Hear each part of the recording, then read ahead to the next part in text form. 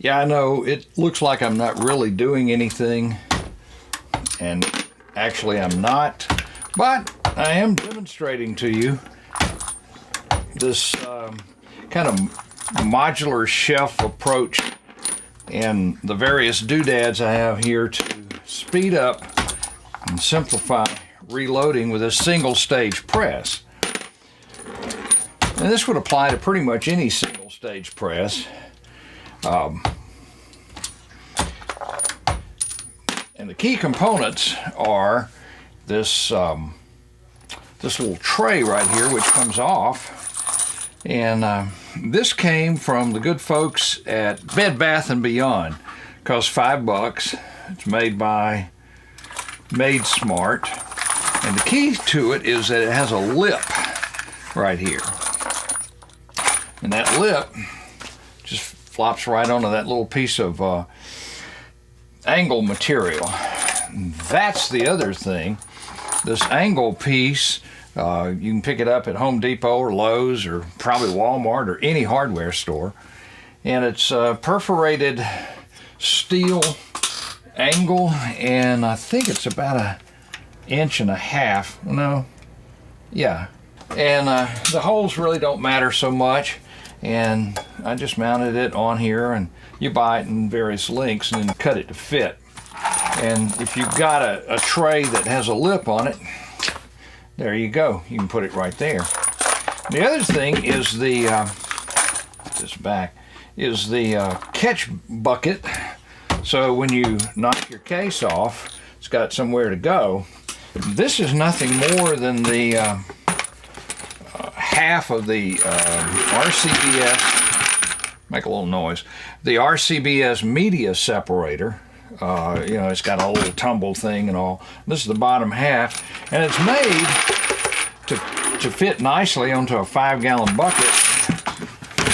This particular bucket has corncob media in it, used in tumbling, of course. Got it sitting on a box to get it up a little bit higher so it doesn't fall so far, but it works fine even down on the floor, and it gives you a big target. So, you know, when you knock the case off, if you hit it pretty good lick, it still goes up in there. So that works out well. And then the other thing, of course, is just take a coffee can lid or something like that, and if you're doing bullet seating, I'll put it upside down so it'll fit because it hasn't been flared, but you know, there's that. Knock it down, and you got your two pieces here. I mean, this is nothing new, but some people were asking about how did I do these trays. The other thing I wanted to point out was that with this particular press, the Forster Coax, you really work from the front, not from the side. So if you mount it on the bench the way you typically would, it doesn't work so well, and because you're trying to come in past the sides. So early on, I started angling it on top of the bench, and then I discovered that, and this may not be true in your case, but for me, because of the particular height of my stool, my bench, and me, and whatever, that it worked better if it was mounted a little bit lower. Instead of being on top of the bench, it's mounted flush with the bottom of the bench on this piece of channel iron. This is a piece of 6-inch channel. I don't know the particular weight, but it's probably the more common size, whatever. And I picked it up at a local scrapyard. The piece is actually about 18 inches long, cost $4. Had a lot of rust on it because it's been sitting out in the weather for Lord knows how long. But, you know, 4 or 5 minutes with an orbital sander and a little bit of a file, and it was just nice, and painted up black. And I mounted it at an angle, you see, to the table so that the press is now facing me. What is the angle? I don't really know. I just clamped everything up and kept moving it until it was about where I wanted. I already had some holes in the bench top where I've been mounting various presses for the last 30, 40 years.